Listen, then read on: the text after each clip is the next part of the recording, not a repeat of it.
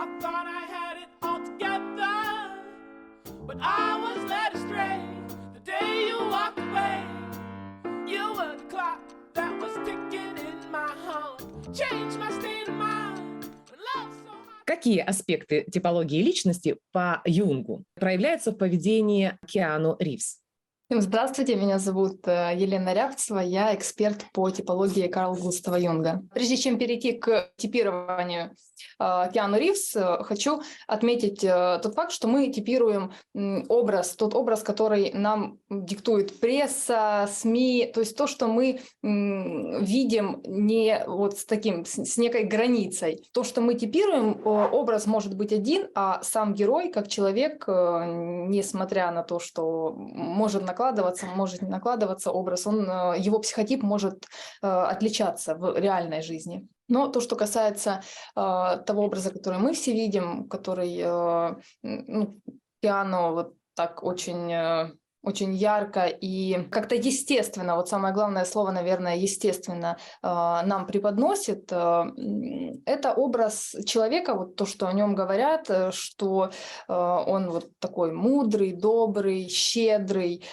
и ведет он себя вот согласно этому образу. Мы типируем человека, вот один из критерий, когда мы типируем, мы обращаем внимание на его ценности, мотивацию и качество выборов, насколько эти выборы верные, насколько они приносят успех человеку. Вот если посмотреть на эти три критерия в отношении Киану Ривз, то что мы видим?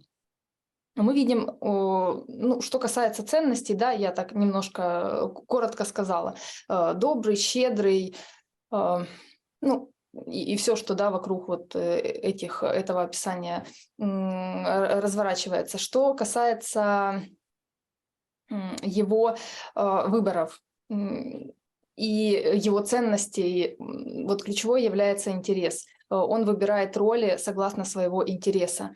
То есть он пожертвует деньгами, но он выберет ту роль, которую он будет играть, которая ему будет в первую очередь интересна. И если мы возьмем его фильмографию и историю выборов его ролей, то, например, на примере фильма «Адвокат дьявола» он пожертвовал условно, не условно, а в прямом смысле пожертвовал финансовой частью, но только чтобы играть с Аль Пачино в этом фильме, и он частью своего гонорара пожертвовал, потому что не хватало вот этого общего гонорара на съемку, чтобы участвовал с ним Аль Пачино. То есть мы видим то, что для него деньги не главное. И сразу же отметаем ощущательскую функцию, в принципе, вместе с мыслительной, наверное. Для него важен вот интерес и отношения. И вот интерес, отношения переплетаются вот так в его личности, в структуре его личности, где выходит интерес на первое место, где отношения. И в разрезе этого я сомневалась. У нас про интерес и про отношения отвечают две функции. Это интуиция и чувство. И вот в разрезе нашего героя сегодняшнего, эти функции, они вот одна перед одной. Но я все-таки остановилась на том, что вот из того образа, который у нас есть, соотношу его ближе к психотипу интровертной интуиции и экстравертного чувства. Почему в пользу интуиции вот я его типировала и сделала выбор? Помимо ключевой ценности интереса, и вот, он в общем-то, для него не важна деньги и слава. Вот у него все это есть, наверное, у него это есть, потому что это не его ключевая ценность. Вот это такое, когда снимается важность чего-то, то мы получаем это. И вот в истории Киану Ривз это вот таким волшебным образом разворачивается. Он в «Матрице» в фильме изначально должен был играть Том Круз. Но Тому Крузу показалось, что этот фильм будет бесперспективный, а Киану Ривз так не показалось. Что мы видим в итоге? Да? Киану Ривз делает выбор. То есть он не мог знать, не было никаких фактов, что вот эта трилогия приобретет вообще такой колоссальный успех. Но он сделал выбор, он принял предложение по этому сценарию. Не так часто мы можем встретить реального человека, какого-то, ну вот, героя из фильма, персонажа, актера, певца, неважно, у которого вот настолько будет проявлена, очевидно, или экстравертная направленность взаимодействия с миром, или интроверт. Вот Киану Ривз — это яркий представитель именно интровертной функции, он интровертно направленный, то есть он смотрит вглубь, ему важно, что происходит внутри, даже при выборе сценария в той же «Матрице». Он себя ассоциировал не как с героем, который борется, дерется, вот, ну, все эти, все, что с телом связано. Он себя ассоциировал с тем, что внутри этого героя, и насколько это откликается и отзывается у него. И поэтому, ну, он открыто говорит, и, в общем-то, это абсолютно во всех сетях видно, что он любит одиночество, что он не любит лишней шумихи, он не любит вот этого внимания какого-то пристального, там, дорого-богато, это все не про него. Он черпает свою энергию, свой ресурс, свое творчество изнутри себя, и его взаимодействие с миром происходит не за счет внешних каких-то событий, а за счет тех событий, которые разворачиваются у него внутри. Поэтому, резюмируя, я останавливаюсь на его психотипе как интровертный интуит, экстравертное чувство поддерживающее. Какие архетипы личности можно выделить у Киану Ривза и как они влияют на его жизнь? Здравствуйте, меня зовут Наталья Гонта, я психолог и эксперт по типологии и по архетипам. И сегодня я буду использовать свою интровертно чувствующую функцию для того, чтобы объединить то, что говорила до этого Елена про психотип Киану, я же добавлю про архетипы. И я здесь не могу не согласиться, что действительно мы видим интровертную интуицию, и нам подсказывает его архетип бунтаря. Да, потому что в каждой интуитской функции есть что-то такое бунтарское. И когда я рассчитывала его архетипы, то архетип его травмы, он про бунтаря. И это, знаете, как образ феникса. То есть это говорит о том, что не то, что человек может только переходить через какие-то фазы и перерождаться, то, что мы, в принципе, видим, да, несмотря на весь его успех, какая у него довольно тяжелая история, сколько всего он пережил, но в отличие, например, от некоторых звезд, он все равно смог выбираться из этой депрессии. И он много раз в интервью это говорил, что да, у меня была тяжелая депрессия, и он как будто бы, вот пережив этот свой опыт, этого бунтаря он направил в трансформацию. И потом мы видим, что через это реализуется его базовый архетип — это мага. И это то, вот, о чем говорила Елена, как такая, знаете, маг, как жрица. То есть это такая теплая, это такая чувственная, это глубокая, это про помощь другим. И мы опять же видим, да, как он это все воплощает в жизни. Я когда думала, в принципе, почему многие так его любят, и для меня это как раз-таки про вот это соединение, то есть какой-то внутренней такой глубины, теплоты, нежности, заботы, потому что он как будто бы за счет своего этого архетипа мага, он может чувствовать, где болит у другого, и помогать. Но он это делает, опять же, условно, через такую интроверсию свою, то есть он это нигде не афиширует. И у него целевой архетип, который, условно, через который он эмоционально повзрослел, это архетип мудреца. И это то, что мы видим, да, вот частый мем был, который в интернете, да, когда все смеялись, что вот он сидит там в одиночку где-то с голубями, иногда где-то с бездомными. И это, в принципе, то, что отражает его внутренние потребности. Это когда соединение с природой. Это когда возможность побыть в уединении, потому что действительно у него во внутреннем мире происходит все самое интересное. И это то, откуда он черпает силы. И моя здесь фантазия в том, что это именно то, что помогло ему пережить какие-то трудности в периоды, да, вот то, что с ним случалось, и с его ребенком, да, и с его сестрой и так далее. Какой сексуальный тип у Киану, у самого желанного холостяка? Добрый день, Евгения Остапова, сексолог, секс-терапевт. Первое, что я хотела бы уточнить, откуда-то, это, наверное, женская такая желаемая картинка, чтобы он таки назывался холостяком. Насколько я знаю всю его историю, он очень редко был один. И в данный момент он находится в очень серьезных отношениях. И вообще длительный период он не был холостяком никогда.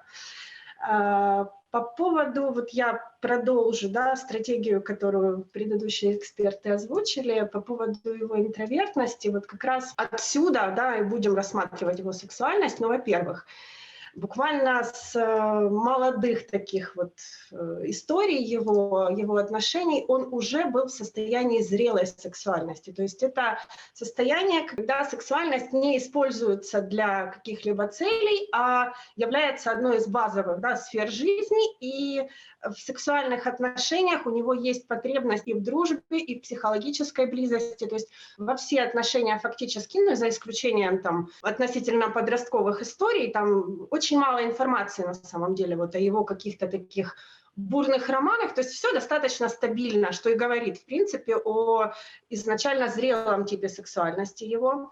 Далее у него вот есть такое... За счет интровертности, да, он действительно ориентируется на внутреннее состояние, и у него вот аполлоновский тип взаимоотношений, когда гармонично абсолютно и тело, и душа, когда мы входим в секс, собственно, ну, за тотальным каким-то ощущением, не за там, реализацией телесных потребностей. Потому что, ну вот, на самом деле фигура очень закрытая, о нем очень мало скандалов, очень мало каких-то таких острых, вкусных историй, которые могли бы рассказать о чем-то, да, о том, что мы любим, о звездах, подноготном, таком инстинктивном, очень много как-то вот мудрости и такого всего осознанно управляемого, что опять-таки про зрелый тип сексуальности. Согласна полностью с Евгенией, что его история с мамой, да, которая была 4 раза замужем, и мы видим его историю, которой я не как мама, я ни разу. Вот, я не выставляю на показ вообще своих отношений и вообще всего, что происходит у меня внутри в личной жизни. И это вот про я не как мама, я полностью противоположен в своем проявлении маме этой, ну, внутренней маме, внутренней, внешней в данном случае. Спасибо. Можно я тоже добавлю, Ирина, вот продолжу эту тему, потому что очень интересно, вы сейчас так подняли, если это связать с архетипами, то у него в портрете стоит, что после 40 лет ему очень важно развить опекуна внутри. И вот я читала сейчас новости, я не знаю, на каком это этапе, что он сделал предложение недавно, вот я не знаю, это было в прошлом году или когда, то есть как будто бы он все равно приближается к воплощению этого архетипа, да, потому что ему важно будет это вот именно в семейном плане это реализовать.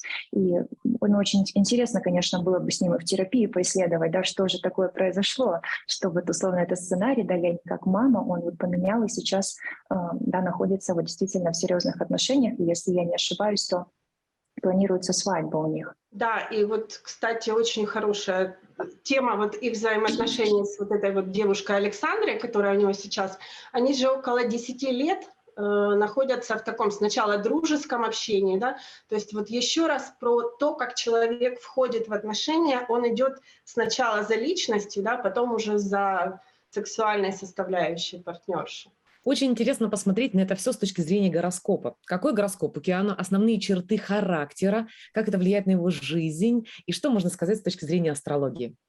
Здравствуйте, меня зовут Екатерина, я эксперт на сегодняшний день по астрологии и очень рада смотреть гороскоп такой личности, как Киану Ривз, потому что мне он был близок по духу, наверное, так скажем. Это актер, который близок мне по духу, это единственный человек, на которого я подписана в YouTube из таких личностей, не поверите, да. И когда меня пригласили на эту экспертность, я была очень рада видеть и посмотреть со всех сторон на эту личность неординарную. И хочется сказать, что вообще астрология — это, в общем-то, снимок, да, нашей судьбы на жизнь.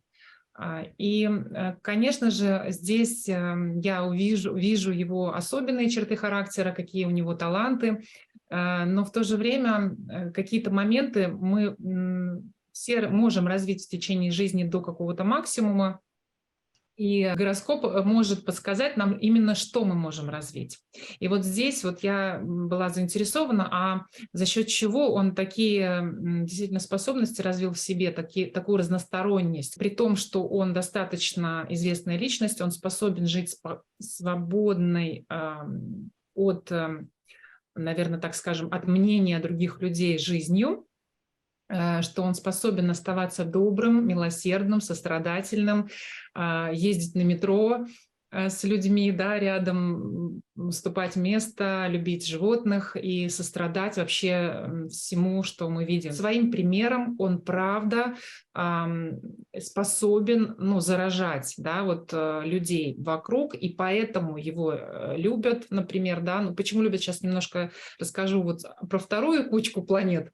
Ну вот первое, это вот про то его бунтарское состояние, которое он передает людям, но не просто бунтарское, он действительно заражает, вот может заражать нас своим состоянием. Это для актера очень хорошее качество. Ну и эти же планеты, конечно же, дают ему все трагедии, которые мы видим. Да? То есть Уран, Плутон в соединении с Солнцем — это очень сложные состояния, сложные энергии, которые человек...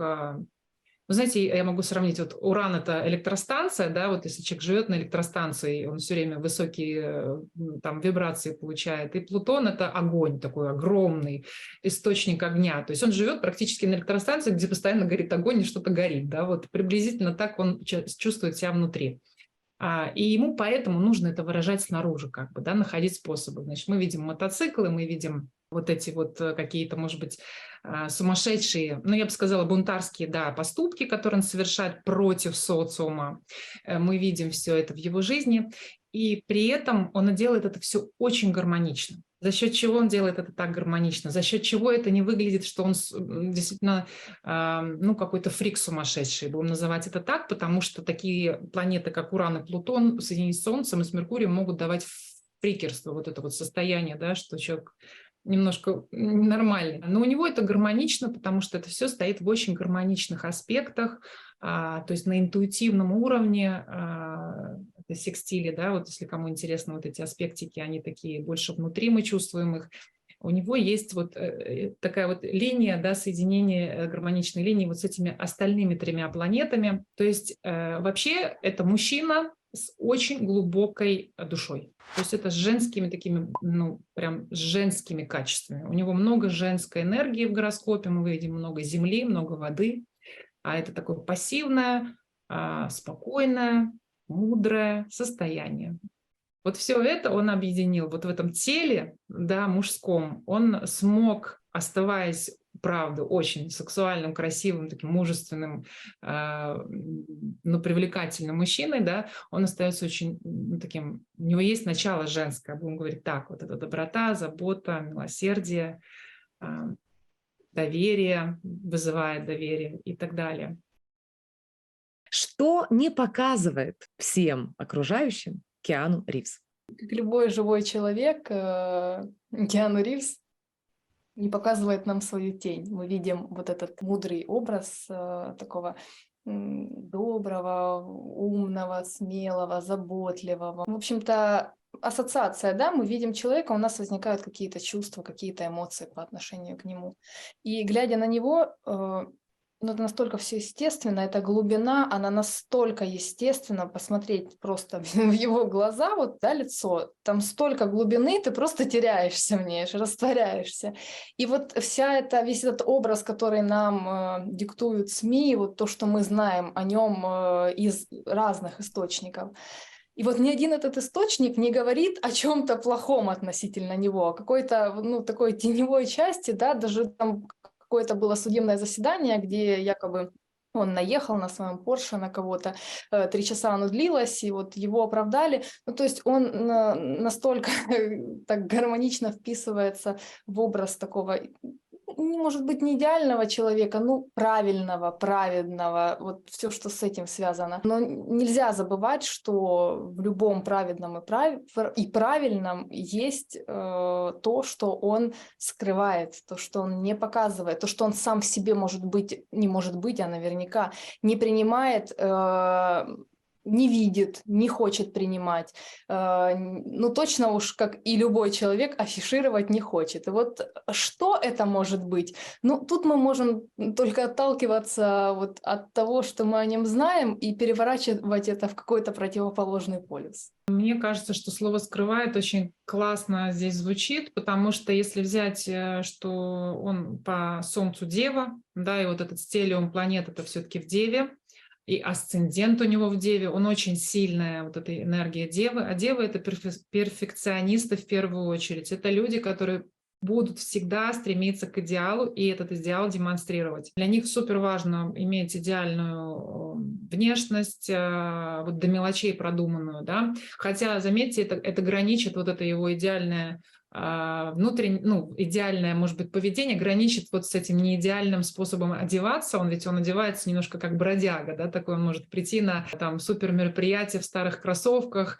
и прическа иногда у него такая немножко растрепанная. То есть все-таки нет, вылезает это вот скрывание, да, мне кажется, что это одна сторона медали, что он скрывает, что на самом деле он совсем не идеальный, да, он имеет очень много страхов внутри, это точно, да, то есть у него есть разные страхи и неуверенность в себе. У него однозначно есть зависимость от чего-то, кого-то внутреннее, что его, я думаю, предполагаю, держало подальше от серьезных отношений много лет. Он понимает, что для него это страшно — соединиться и довериться кому-то, слиться.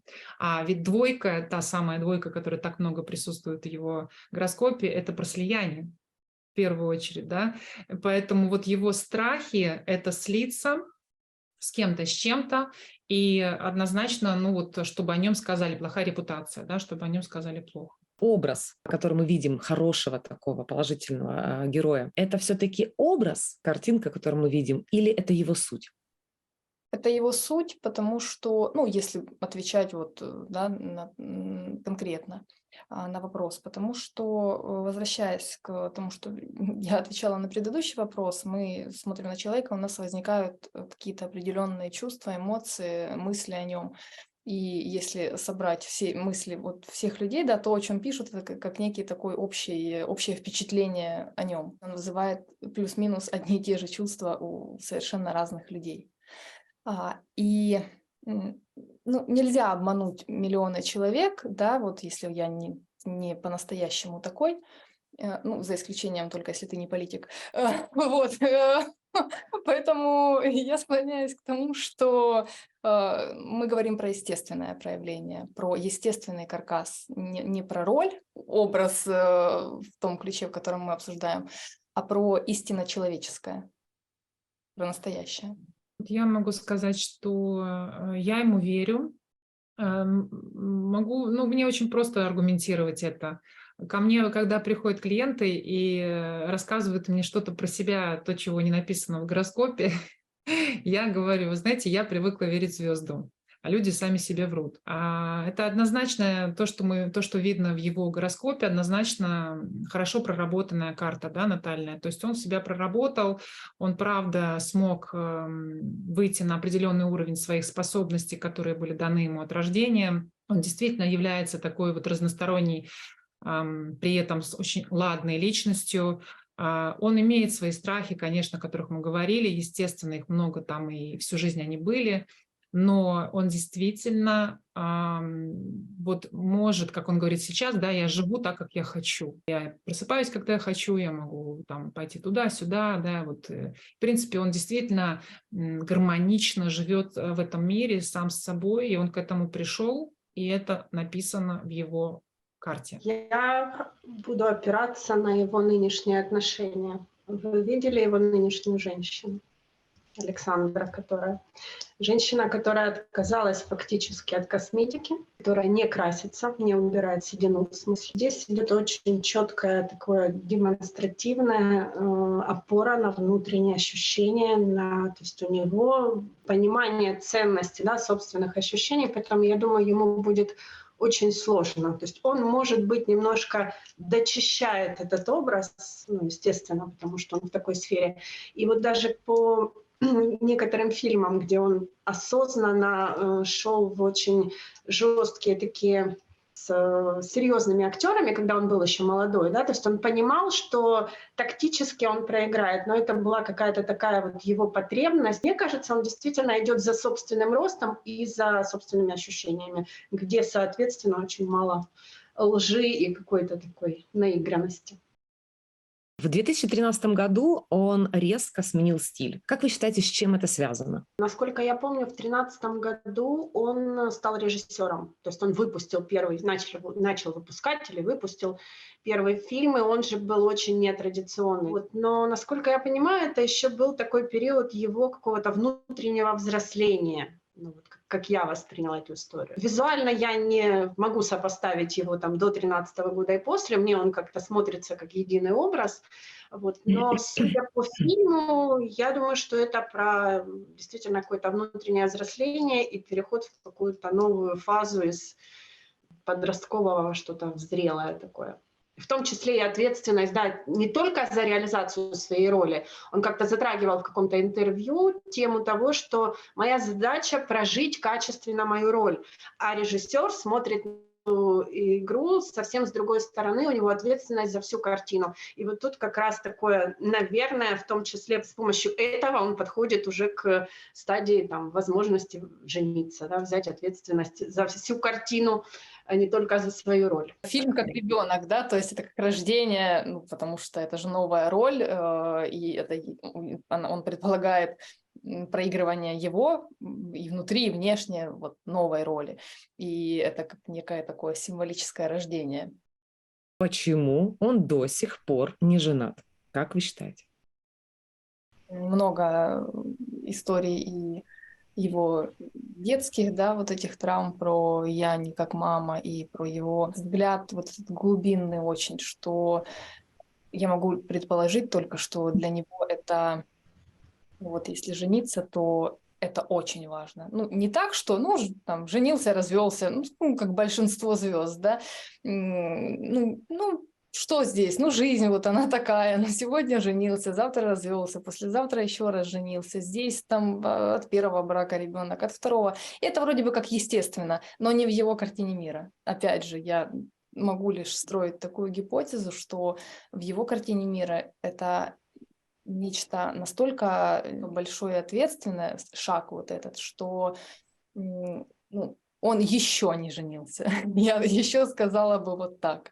У каждого свой путь и свой взгляд на свое отношение, даже не взгляд, а отношение вот именно к этому этапу жизни. И вот у него, исходя из всего вообще, о чем мы говорили сегодня, что он знает про себя, что мы знаем про него через третьих лиц, вот у него он такой. Есть несколько интервью на эту тему.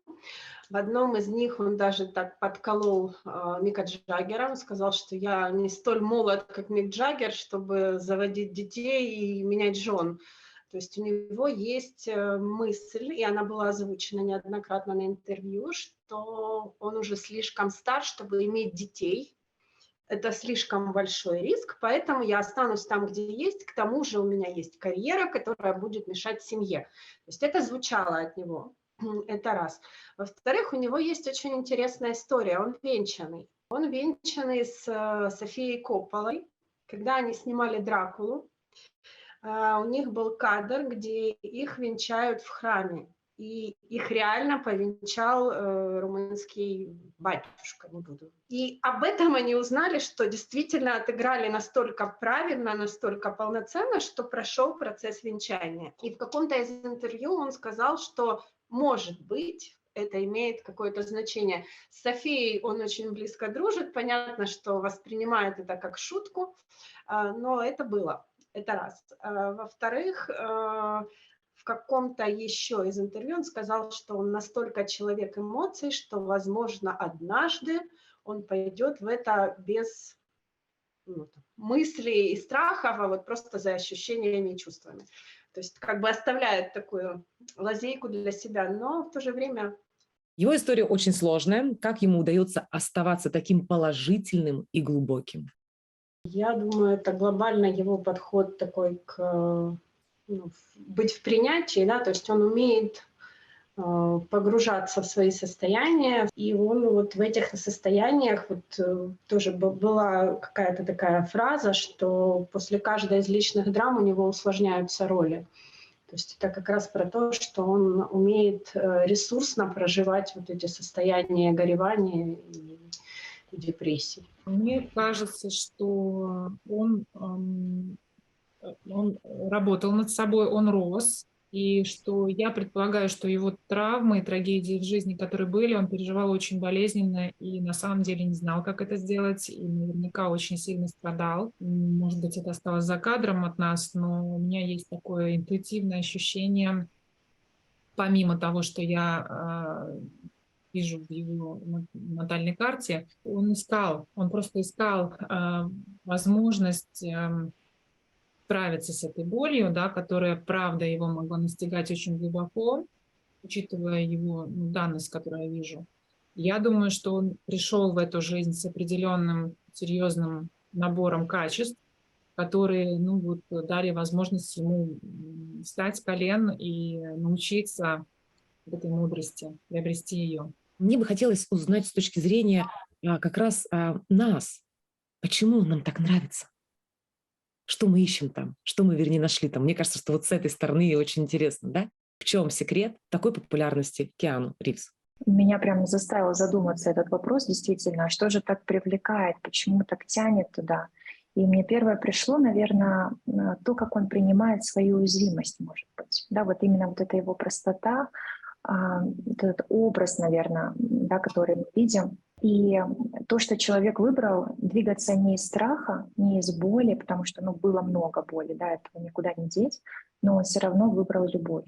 Да, вот как он, как эта птица Феникс, для меня это образ, который будет, наверное, теперь всегда ассоциироваться именно с ним, потому что он действительно через боль, трансформацию, он как будто бы, то, что в психологии мы называем, да, получил этот дар от травмы, смог его использовать и вывел его еще на такой уровень взаимодействия с людьми через помощь, через свой собственный пример. Вы знаете, я сейчас тоже думала о том, почему и настолько популярен, почему, за счет чего. Начнем с того, что сегодня рекордное количество экспертов на нашем эфире. Это доказывает, что он действительно очень популярен, и он очень нравится. Для меня это было очень приятно, когда откликнулось такое количество экспертов, и были еще желающие, но просто уже некуда было помещать. Что мы откроем еще, да, один эфир. Я скажу свое мнение в том плане, что он для меня, наверное, такой разрыв шаблонов, разрыв каких-то устоявшихся стереотипов, которые настолько из поколения в поколение, да, там передавались, и они настолько прям ментально, да, стоят, а он взял и просто разрушил. Например, да, такие мифы, как о том, что деньги портят людей, там, да, о том, что популярность, о том, что там звезды обязательно там непонятно там что делают или каким-то образом живут, и он каждым своим действием, каждым своим поступком просто то, что, кажется, как аксиома, да, мы привыкли понимать, что это так, и не иначе. И он своим примером показывает, что нет, может быть иначе, и не просто это игра. Ты веришь и понимаешь, глядя на него, ты веришь, что абсолютно все в этом мире возможно. И нет ничего однозначного. И это здорово, что есть такие люди, которые могут своим примером показать и вдохновить многие миллионы людей, да, жить, любить, несмотря ни на что. С вами была программа «Карл знал». Я рада нашим экспертам. Огромное спасибо вам за сегодняшнюю встречу. Я надеюсь, всем понравится, как мы разобрали Киану Ривз.